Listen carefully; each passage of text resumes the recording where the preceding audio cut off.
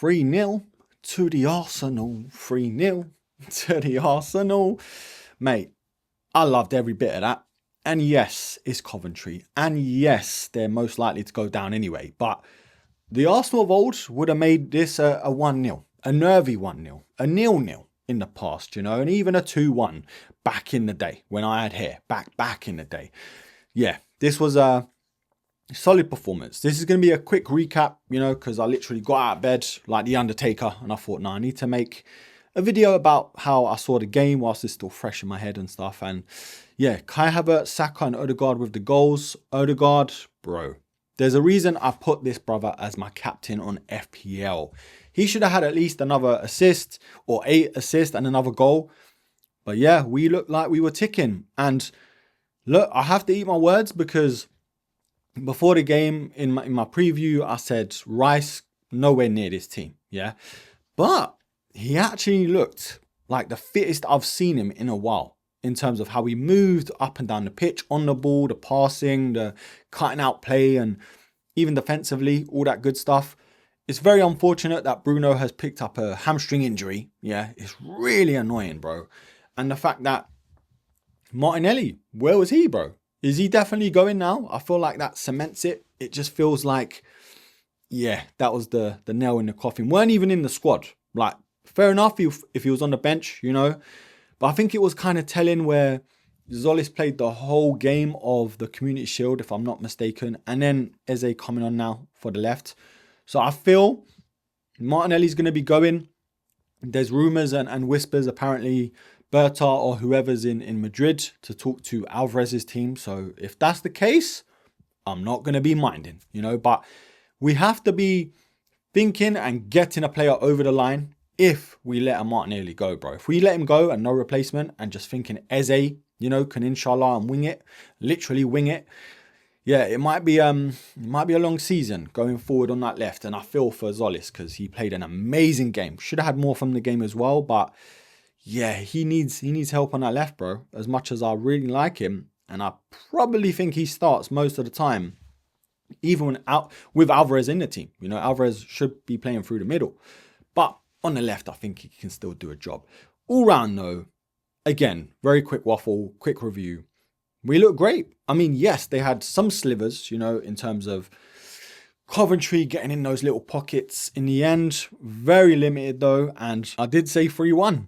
I'm going to eat my words, but it could have easily been a goal when sort of Gabriel followed Awani and then the other geezer tucked in behind and headed it towards Raya.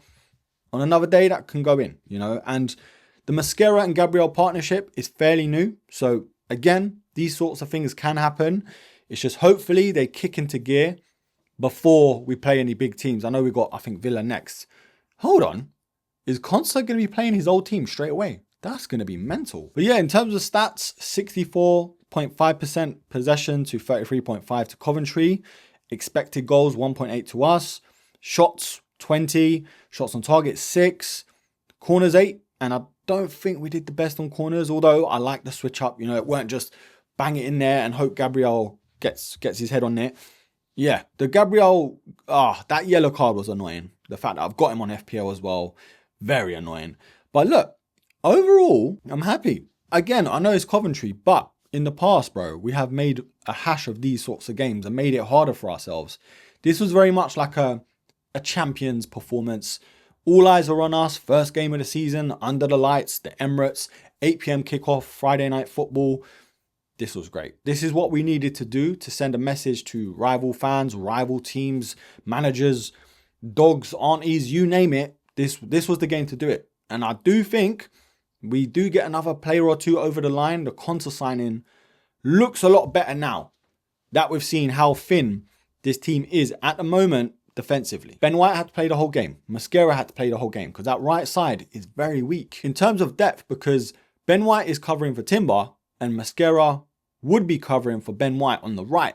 So it's like we needed a Consa over the line and thank God we did for the money and the right time. He's got a bit of, you know, time before the transfer window and the season kicks on properly to bed into this team.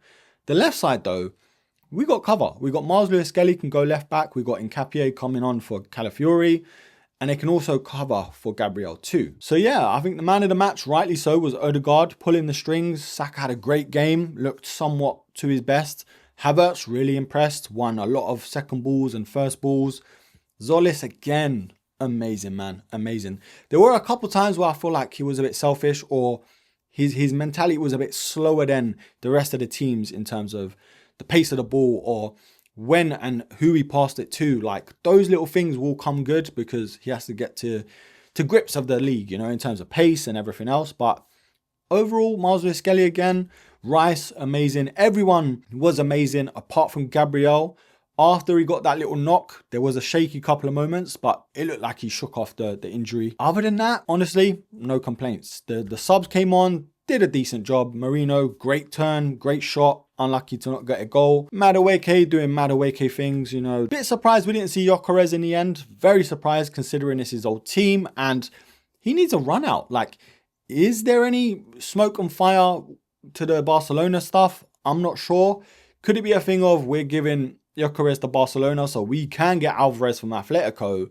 That would be a masterstroke if you ask me. But yeah, it just felt weird. Eze on the left, I mean, I'm not his biggest fan on the left. I think he has more he could do in either that left 8 or even the 10, you know. But yeah, so far, so good. Start of the season. Sending a message to the rest of the league. A champion's performance, a solid performance. No real shakiness, which was good overall. You know, nothing really to worry about. Yeah, I'm just still annoyed that Bruno's injured with a hamstring injury. So you know that's at least a couple of weeks, man. It's so annoying. But I'm not going to complain because we have to see the positives in terms of players coming back fit, especially World Cup winners, you know, Raya, Marino, Zubi, and the English boys coming back as fit as a fiddle. You know, love the way Rice moved, although please manage his minutes accordingly. Like, please.